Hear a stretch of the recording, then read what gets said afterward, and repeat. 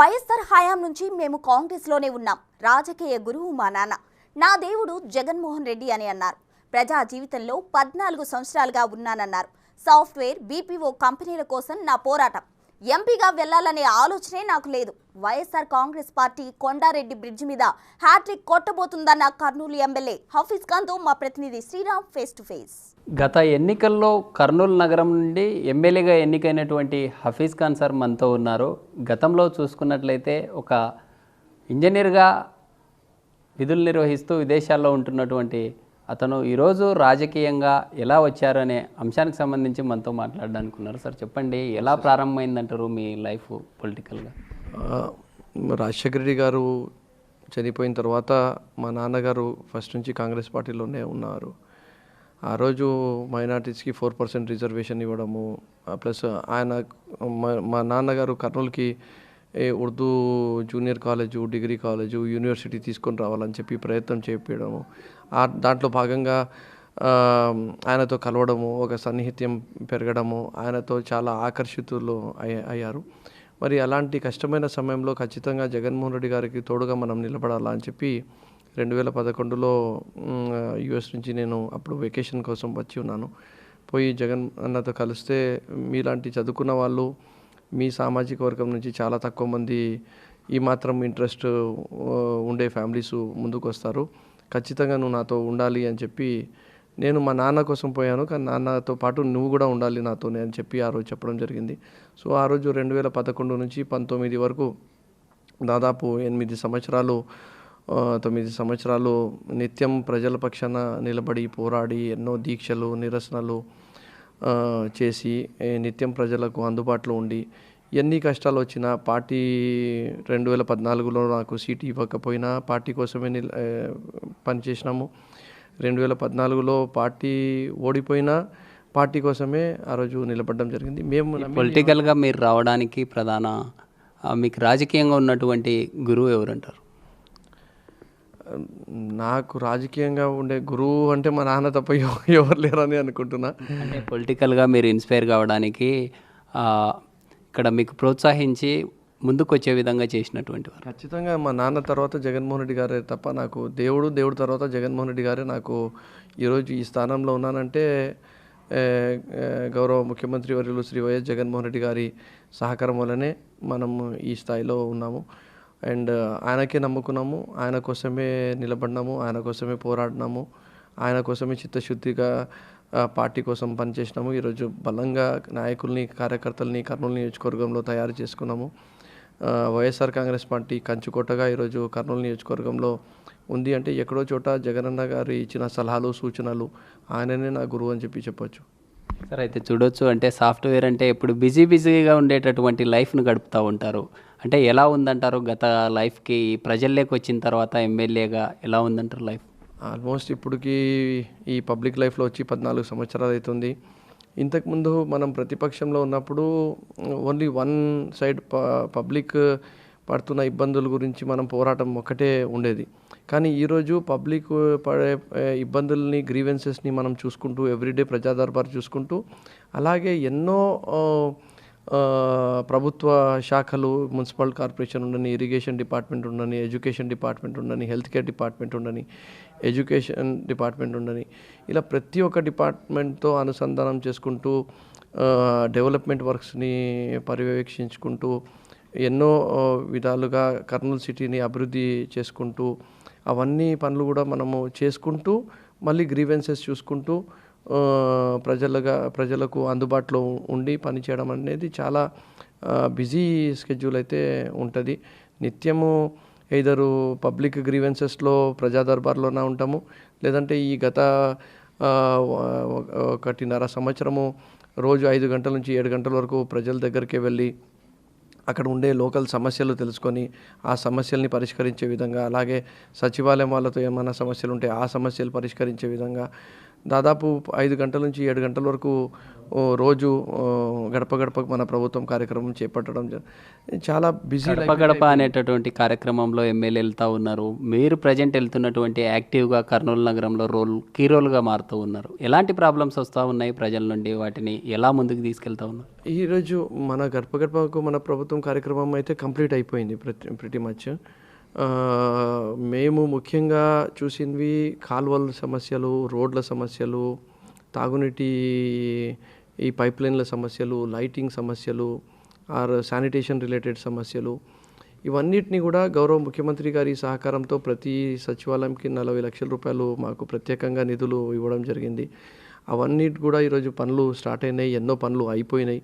So ఈరోజు నేను రోజు కూడా అయిపోయిన పనులని చూసుకోవడానికి, కొత్త పనులని స్టార్ట్ చేయడానికి మనం ఇప్పుడు టైము గడుపుతున్న పరిస్థితి. అలాగే కర్నూలు మున్సిపల్ కార్పొరేషన్ జనరల్ ఫండ్స్తో కూడా డెవలప్మెంట్ యాక్టివిటీస్ చేయడము అండ్ బ్రిడ్జెస్ని కంప్లీట్ చేయడం జరిగింది. స్కూల్స్ని పూర్తిగా రూపురేఖలు మార్చడం జరిగింది. ఈరోజు పెద్ద ఆసుపత్రి ఏదైతే జనరల్ హాస్పిటల్ చెప్తామో దాంట్లో కూడా దాదాపు 500 కోట్ల రూపాయలతో వర్క్ స్టార్ట్ అయ్యింది. క్యాన్సర్ హాస్పిటల్ 150 కోట్ల వరకు కంప్లీట్ అయిపోయింది. డయాగ్నోస్టిక్ బ్లాక్ కంప్లీట్ అయిపోయింది. సిటీ స్కాన్ కొత్తది వచ్చింది, ఎంఆర్ఐ కొత్తగా వచ్చింది. క్లస్టర్ యూనివర్సిటీ కట్టినాము. రాయలసీమ యూనివర్సిటీలో ఇంజనీరింగ్ బ్లాక్ని కట్టినాము. మెడికల్ కాలేజ్లో ఆ మెడికల్స్కి కావాల్సిన వసతి గృహాలు కట్టినాము.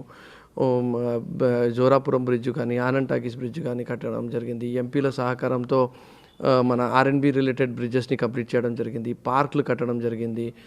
అలాగే మన కొండారెడ్డి బుర్జ్ దగ్గర కూడా లైట్ అండ్ సౌండ్ షో ప్రతిష్టాత్మకంగా చేయడం జరిగింది. ముఖ చిత్రం మారాలి, అక్కడ ఒక పార్క్ కట్టాలి. అక్కడ వచ్చి ఈ ఫిలిం వాళ్ళు ఎప్పుడు కూడా ఈ ఫ్యాక్షనిజం అనేది చూపించకూడదు. అక్కడ వాళ్ళు వచ్చి చూపిస్తే ఒక ఫ్యామిలీ ఎంటర్టైన్మెంట్, ఒక రొమాంటిక్. మీరు ఏర్పాటు చేసినటువంటి లేజర్ షో ఏదైతే ఉందో ఇక్కడ స్థానికంగా ఉన్నటువంటి ఎమ్మెల్యే కావచ్చు, మేయర్ కావచ్చు, మిగతా ఎమ్మెల్యేల సంబంధించినటువంటి చిత్రాలను ప్రదర్శించారు.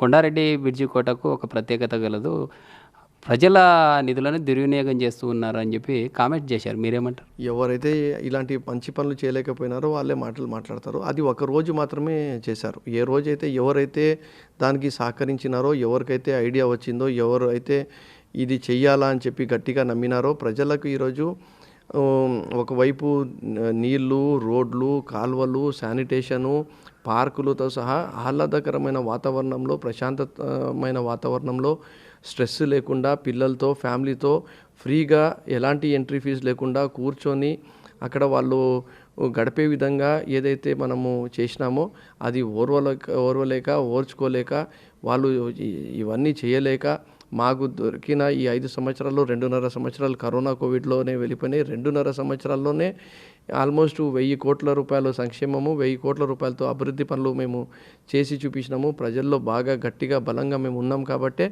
ఇవన్నీ మాట్లాడుతున్నారని చెప్పి. గతంలో కర్నూలు ఎలా ఉండేది? 2019 ఎన్నికల తర్వాత మీరు ఎమ్మెల్యేగా ఉన్నారు, ఎలా ఉందంటారు? ప్రజలు ఇంకా ఏం కోరుకుంటున్నారు? ఈరోజు నిజంగా చెప్పాలంటే గౌరవ ముఖ్యమంత్రి గారు కర్నూలు పైన మరీ ప్రత్యేక దృష్టి పెట్టడం జరిగింది. జ్యుడిషియల్ క్యాపిటల్ని ఇవ్వడం జరిగింది. ఈరోజు హ్యూమన్ రైట్స్ కమిషన్ ఉండని, వక్ఫ్ ట్రిబ్యునల్ ఉండని, సిఐడి కోర్టు ఉండని, లోకాయుక్త ఉండని, ఇవన్నీ రావడం జరిగింది. రేపు లా యూనివర్సిటీని కూడా స్టార్ట్ చేయబోతున్నాము. 150 ఎకరాలు హైకోర్టుని కానీ దానికి సంబంధించిన 43 కోట్లకి కానీ కేటాయించడం జరిగింది. ఇంతకుముందు ఐఏఎస్ ఆఫీసర్లు కమిషనర్గా ఉండేవాళ్ళు కాదు, ఇట్లాంటి ప్రత్యేక నిధులు ముఖ్యమంత్రులు ఇచ్చేవాళ్ళు కాదు. సో ఇలాంటి ఎన్నో ప్రత్యేకమైన కార్యక్రమాలు అయితే ఈ 5 సంవత్సరాల్లో జరిగినాయి. కర్నూలుని ఒక నగరం నుంచి ఒక మహానగరంగా తీర్చిదిద్దాలనే ఆలోచనతోనే మనం అడుగులు వేస్తున్నాము. కానీ మనం ఇంకా చేయాల్సింది ఏదైతే ఉంది అంటే హైదరాబాద్ బెంగళూరు ఇండస్ట్రియల్ కారిడార్ని మనము సాధించగలిగినాము. ఓర్వకల్ నోడ్ ఏదైతే ఇండస్ట్రియల్ హబ్ ఉందో దానికి నీళ్లు సాధించగలిగినాము. రేపు రాబోయే రోజుల్లో 4700 ఎకరాల్లో డిఫెన్స్ కంపెనీస్ ఉండని, ఫార్మా కంపెనీస్ ఉండని, మ్యానుఫ్యాక్చరింగ్ కంపెనీస్ ఉండని తీసుకొని రావాలా, జాబ్ క్రియేషన్ చేయాలా, లోకల్ ఎకానమీని మనము పెంచాలా అనేది ఒకవైపు, సాఫ్ట్వేర్ పార్కుని తీసుకొని రావాలనేది కూడా చాలా నేను ఒక సంవత్సరం నుంచి పోరాడుతున్నా. అలాగే ఒక బీపీఓ కంపెనీ ఆర్ సాఫ్ట్వేర్ కంపెనీకి కూడా ఇక్కడ ఉద్యోగాలు ఇచ్చే విధంగా ఇక్కడ తీసుకొని రావాలని కూడా ఒక సంవత్సరం నుంచి పోరాటం జరుగుతుంది. అది కూడా వచ్చే పరిస్థితి కనపడుతుంది. తొందరలోనే ఓ నెల రోజుల్లోనే అది కూడా ఒక మీకు గుడ్ న్యూస్ కూడా అధికారంలో ఉన్నటువంటి వైసీపీ సంక్షేమం పేరిట డెవలప్మెంట్ అనేటటువంటి వాటిని కనీసం పట్టించుకోవడం లేదు. రాష్ట్రంలో ఉన్నటువంటి ప్రజలు రాజధాని చెప్పలేని స్టేజ్లో ఉన్నారంటే కామెంట్ చేస్తూ ఉన్నారు. మీరేమంటారు? రాజధాని అంశం అనేది పూర్తిగా మనం పక్కన పెడితే ఈరోజు ప్రతి గల్లీలో ఈరోజు పని జరుగుతుంది అంటే అది వైఎస్ఆర్ కాంగ్రెస్ పార్టీ వచ్చిన తర్వాత. సంక్షేమము అభివృద్ధి రెండు కన్నులు అని చెప్పి ఈరోజు నేనే చెప్తున్నా, ఛాలెంజ్ చేసి చెప్తున్నా తెలుగుదేశం పార్టీ నాయకులకు కానీ పవన్ కళ్యాణ్ గారు కానీ, నా నియోజకవర్గంలోనే 1000 కోట్లతో సంక్షేమము 1000 కోట్లతో అభివృద్ధి మేము చేసి చూపించినాము. అది గౌరవ ముఖ్యమంత్రి గారి సహకారంతోనే చేసినాము. అలాగే మా గౌరవ ముఖ్యమంత్రి గారు ఈరోజు పోర్ట్లు 4 పోర్ట్లు కట్టడం కానీ, 10 ఫిషింగ్ హార్బర్లు కట్టడం కానీ, ఎస్సీజెడ్లు తేవడం కానీ, శ్రీ సిటీలో ఈరోజు ఇండస్ట్రీస్ రావడం కానీ, కొప్పర్తిలో ఇండస్ట్రీస్ రావడం కానీ, కాకినాడలో ఫార్మా హబ్ రావడం కానీ, ఎన్నో బిగ్ ఇండస్ట్రీస్ రావడం కానీ, ఎంఎస్ఎంఈ ఇండస్ట్రీస్ రావడం కానీ, ఎంతో job creation, industries, infrastructure development, అభివృద్ధి కార్యక్రమాలు, సంక్షేమము అన్నీ కూడా జరుగుతున్నాయి. కాకపోతే మీ లెక్క మాకు మీడియాలో ఇవన్నీ ఎవరు చూపించలేదు కాబట్టి, ఈ 4 సంవత్సరాల్లో అడగలేదు కాబట్టి, వన్ సైడ్గా పచ్చ మీడియా అనేది దుష్ప్రచారము అండ్ దాడి చేసింది కాబట్టి ప్రజల్లో కొన్ని అనుమానాలు వచ్చినవి అనేది వాస్తవము. కానీ ఈరోజు ప్రజలు మళ్ళీ గ్రహిస్తున్నారు, అర్థం చేసుకుంటున్నారు. కరప్షన్ లేదు, విపక్ష లేదు, అందుబాటులో ఎమ్మెల్యేలు ఉంటున్నారు, గవర్నమెంట్ ఆఫీసర్ల తీరు మారింది, ప్రతి ఒక్కరికి న్యాయబద్ధంగా ఈ ప్రభుత్వం పనిచేస్తుంది, అభివృద్ధి పనులు చేస్తుంది, కళ్ళకు వాళ్ళకు కనపడుతుంది. కాబట్టి ఈరోజు వైఎస్ఆర్ కాంగ్రెస్ పార్టీ ఇంత బలంగా కూడా ఉంది అని చెప్పి కూడా మీకు తెలియజేసుకుంటున్నాను. ఈ గతంలో చూసాం సార్, యోగలం పాదయాత్రకు సంబంధించి లోకేష్ వెళ్తున్న క్రమంలో మీ మీద అనేక రకాల ఆరోపణలు చేశారు. మీరు పాత బస్టాండ్లో ఉన్నటువంటి దర్గాలో ఖురాన్ పట్టుకొని వచ్చి సవాల్ విసిరిన సందర్భాలను చూసాం. నిజంగా ఆ ఆరోపణలు ఉన్నాయంటారా? నిజంగా చెప్పాలంటే రాజకీయాల్లో ఆరోపణలు చేయడం అనేది ఒక రీతి అనుకోండి. కానీ కొంచెమన్నా దాంట్లో నిజం ఉంటే మాట్లాడితే దానికి ఒక పద్ధతి ఉంటుంది. కానీ ప్రత్యర్థి కదా అని చెప్పి అబద్ధాలు చెప్పడము, అభాండాలు వేయడము, ఇట్లాంటివి అతని క్యారెక్టర్ అసాసినేషన్ చేసే విధంగా మాట్లాడడం అనేది, అది లోకేష్ గారి స్థాయి, చంద్రబాబు నాయుడు గారి స్థాయిలో ఉండే మనుషులు ఇలా మాట్లాడడం అనేది చాలా బాధాకరమైన విషయం. దానికోసమే నేను లోకేష్ గారి పాదయాత్రలోనే మాకు మసీదు కన్నా మోస్ట్ హోలీ ప్లేస్ ఏది ఉండదు, ఖురాన్ కన్నా హోలీ బుక్ మనకు ఉండదు, ఆ రెండు పట్టుకొని నేను మసీదులో కూర్చొని మాట్లాడడానికి మీతో రెడీగా ఉన్నా అని చెప్పి సవాల్ విసరడం జరిగింది. కానీ ఈరోజు వరకు వాళ్ళు దానిపైన రాలేదు. అలాగే నా పైన ఒక స్త్రీపైకి అడ్డం పెట్టుకొని ఒకటి సెల్ఫీ వీడియో పెట్టి దుష్ప్రచారం చేశారు. ఇదే నారా లోకేష్ గారు, కొంతమంది నా రాజకీయ ప్రత్యర్థులు. దాని గురించి ఈరోజు వరకు నా పైన ఎలాంటి కేసులు పెట్టడం కానీ, లేదంటే దానిని ప్రూవ్ చేయించడానికి కానీ అలాంటి ఏది కూడా చెప్పలేకపోయినారు. వక్ఫ్ భూముల గురించి కూడా చెప్పలేకపోయినారు. నిన్న మంగళగిరికి కూడా పోయినా నేను, అక్కడ కూడా మంగళగిరి వేదిక సాక్షిగా నేను వాళ్ళకు ఛాలెంజ్ చేయడం జరిగింది. మీకు దమ్ము ధైర్యం ఉంటే నేను నిజంగా ఎక్కడైనా అవినీతి చేసిండే, లేదంటే నేను నిజంగా ఎక్కడైనా ఆస్తుల గురించి వెనక్కి తగ్గింటే ఎలాంటి కేసులు వేసినా నేను దానికి ఎదుర్కోవడానికి సిద్ధంగా ఉన్నా అని చెప్పి, మేము గట్టిగా యాజ్ ఎ ముస్లిమ్స్ నమ్మేది ఏమంటే దేవుని మాన్యము, వక్ఫ్ భూములు ఉండని, ఎండోమెంట్స్ భూములు ఉండని, చర్చ్ భూములు ఉండని, దాని జోలికి పోతే మా రాబోయే తరాలపైన, వాళ్ళ భవిష్యత్తు పైన చెడు ప్రభావం పడుతుంది, దేవునికి అది నచ్చదు అని చెప్పి గట్టిగా నమ్మేవాళ్ళము. ఖచ్చితంగా మేమైతే వక్ఫ్ భూములకి కాపాడడానికి నేను జీవో నంబర్ 16 ఈరోజు గౌరవ ముఖ్యమంత్రి గారితో మాట్లాడి తీసుకొని రావడం జరిగింది. ఈరోజు protection of Waqf properties is not only the jurisdiction of Waqf, but it has also come into the jurisdiction of revenue, Panchayat Raj, municipal corporation, and registration office, stamps and registration. గతంలో జరిగినటువంటి 2019 ఎన్నికల్లో మెజార్టీగా ఉన్నటువంటి Muslims minority వర్గమే మీకు కలిసి వచ్చిందంటారా? ఏమంటారు? నిజంగా అట్లా జరిగింటే నాకు 6000 ఓట్లే ఎందుకు మెజార్టీ వస్తుంది? కులాల పరంగా, మతాల పరంగా రాజకీయాలు ఓట్లు వేస్తారనేది చాలా తప్పు మాట. ప్రతి ఒక్కరూ కోరుకుంటేనే ఎమ్మెల్యే అవుతాడు. కానీ ఏదో ఒక వర్గమో ఒక మతమో కోరుకుంటే అతను ఎమ్మెల్యే కాలేడు. ఒకవేళ అలాంటి ఎమ్మెల్యే అయితే కూడా అతను నిలబెట్టుకోలేడు, అతను ప్రతి ఒక్కరిని తీసుకొని పోలేడు. స్పెషల్లీ కర్నూలు లాంటి ఒక ముఖ్య నగరము, ఇక్కడ ఎంతో చాలా అన్ని మతాల వాళ్ళు, అన్ని కులాల వాళ్ళు కలిసిమెలిసి ఉంటారు. మత సామరస్యం ఉన్న ప్లేసు. చాలా బాగా ఆలోచించి చదువుకున్న వాళ్ళకు, అందుబాటులో ఉండేటోళ్ళకు, పని చేసేటోళ్ళకు, వాళ్ళ మాట వినేటోళ్ళకు వాళ్ళు ఎంచుకుంటారు. కానీ ఒక కులమో మతమో చూసి లేదంటే డబ్బులు ఉన్నాయి కదా అని చెప్పి చూసి మాత్రము ఇక్కడ వాళ్ళు ఓటు వేయరు అని చెప్పి మీ ద్వారా తెలియజేస్తున్నాను. గత ఎన్నికల్లో చూసాము ఇక్కడ హఫీజ్ ఖాన్ కావచ్చు లేదా మీతో సన్నిహితంగా ఉన్నటువంటి ఎస్వి మోహన్ రెడ్డి గతంలో కలిసి తిరిగారు, కలిసి వచ్చారు, గెలుపు దిశగా ముందుకెళ్లారు. అయితే రానున్న రోజుల్లో ఎలా ప్రయాణం కొనసాగిస్తూ ఉన్నారు? అయితే ఎక్కడ వర్గ విభేదాలు స్టార్ట్ అయ్యాయి అంటారు? రాజకీయాల్లో ఇప్పుడు ఆయన కూడా ఒక ఎక్స్ఎమ్మెల్యేనే, ఆయన కూడా ఒక మంచి పెద్ద ఫ్యామిలీ నుంచి వచ్చిన మనిషి. ఖచ్చితంగా ఆయన దగ్గర కూడా కొంతమంది కార్యకర్తలు నాయకులు ఉంటారు, వాళ్ళ తీవ్ర ఒత్తిడి ఉంటుంది, మీరు కూడా ఎమ్మెల్యే కావాలా అని చెప్పి. సో ఇట్లాంటివన్నీ అంశాలు ఎలక్షన్స్ వచ్చినప్పుడు ప్రతి ఒక్కరు కూడా సీట్ ఆశించడం అనేది సహజం. దానికి పెద్దగా మనము ఆలోచించాల్సిన అవసరం లేదు. గౌరవ ముఖ్యమంత్రి వర్యులు డిసైడ్ చేస్తారు ఎవరుకి సీట్ ఇవ్వాలని చెప్పి. మనం చూడాల్సింది ఈ బడుగు బలహీన వర్గాలు బాగుపడాలన్నా, ఈ ఆంధ్రప్రదేశ్ రాష్ట్రం అభివృద్ధి చెందాలన్నా ఖచ్చితంగా గౌరవ ముఖ్యమంత్రి వర్యులు వైఎస్ జగన్మోహన్ రెడ్డి గారు మళ్ళీ ముఖ్యమంత్రి కావడం అనేదే మా అందరి ధ్యేయం. కాబట్టి అందరం కలిసికట్టుగా పనిచేస్తాము. భేదాభిప్రాయాలు అనేది ఇంత పెద్ద కుటుంబంలో అది మా పార్టీలో కొంచెం స్వేచ్ఛ ఎక్కువ ఉంది కాబట్టి ఉంటాయి. కానీ ఆఖరికి అందరూ కలిసికట్టుగా జగన్మోహన్ రెడ్డి గారికి ముఖ్యమంత్రి చేసుకునే విధంలో అందరూ కూడా పాటుపడతారు. ఖచ్చితంగా రాబోయే రోజుల్లో ఆయనకు ముఖ్యమంత్రి చేసుకోవడానికి అందరూ కూడా కలిసి పనిచేస్తారు. ఏం జరిగిందంటారా? అంటే ఆ రోజు జరిగినటువంటి కౌంటింగ్ ప్రదేశంలో ఆ రోజు నుంచే వర్గ విభేదాలు ప్రారంభమయ్యాయంటూ చెప్తా ఉన్నారు. ఏం జరిగిందంట అసలు? ఎస్వి వర్సెస్ హఫీజ్ ఖాన్ ఏం జరిగింది? అవన్నీ పాత విషయాలన్నా. ఇప్పుడు నెక్స్ట్ ఎలక్షన్ కోసం గురించి మనం ఎలా ఉంటుందంటారు? రానున్న రోజుల్లో మరోసారి హఫీజ్ ఖాన్కు సీటు కేటాయిస్తే ఎస్వి వర్గం సపోర్ట్ చేసే అవకాశం ఉందంటారా? ఎందుకు చేయరు?